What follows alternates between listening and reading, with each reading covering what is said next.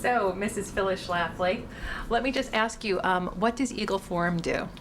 Eagle Forum is a conservative pro-family organization of volunteers. We started Eagle Forum for the single purpose of defeating the Equal Rights Amendment. The feminist movement kept telling everybody they want a gender-neutral society.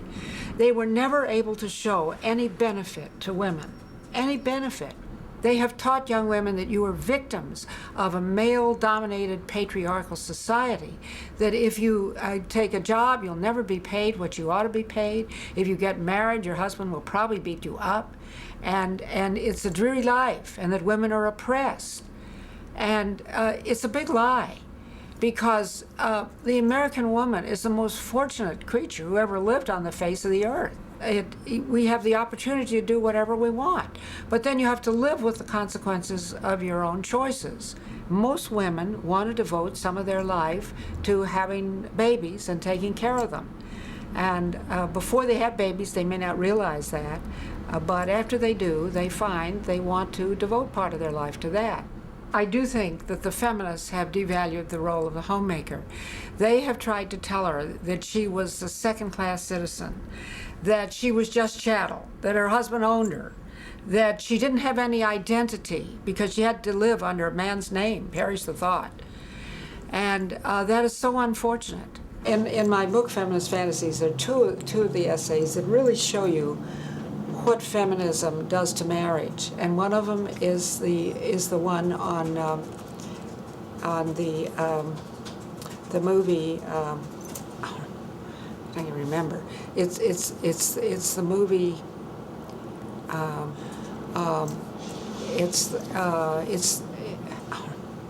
can remember.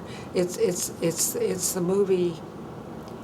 They've got top stars in it and a big run.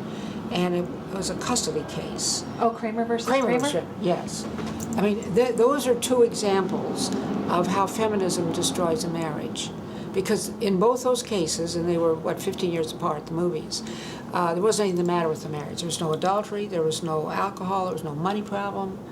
And the woman just got the idea she didn't have her own identity. She was living under a man's name. She wanted to do her own thing. And she walked out. And in the first case, they fought about the kid. In the second case, who cares who got the kid? They fought about the house. True. You had said... You know, most women are the ones who seek the divorce now.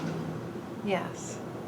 Yes, I do know that. And I saw recently that the top reasons that men seek divorce is just because they've fallen out of love. And the top reasons that women seek it, though, is they usually cite physical, emotional, or verbal abuse, I think, was the top reason. Yeah, but that's... Those are the top reasons. Yeah. I'm not saying those are all the reasons, yeah. But, you know, obviously it could be like 40% for those reasons, and then you have another 60%. All right, he forgot her birthday or something dumb like that.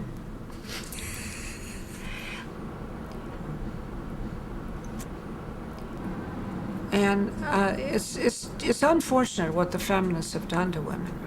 I grew up believing that a woman should be prepared to support herself. So that's why I worked my way through college, incidentally, as a gunner.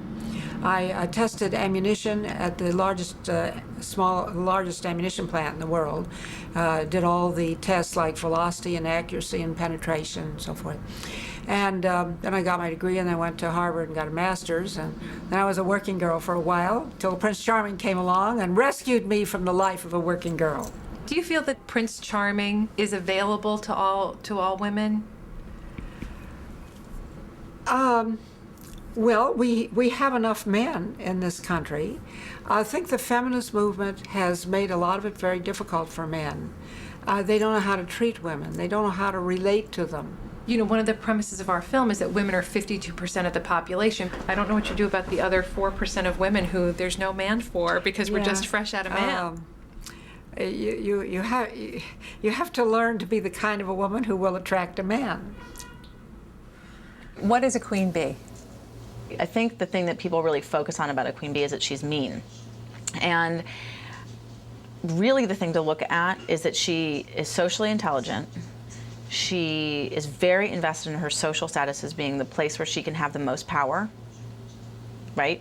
I mean, it does say something about how she doesn't feel like she can have power in other areas of her life, or that even if she does, that's not as important as having social power. So it does also reflect sort of the inherent sexism that is still exists in our culture.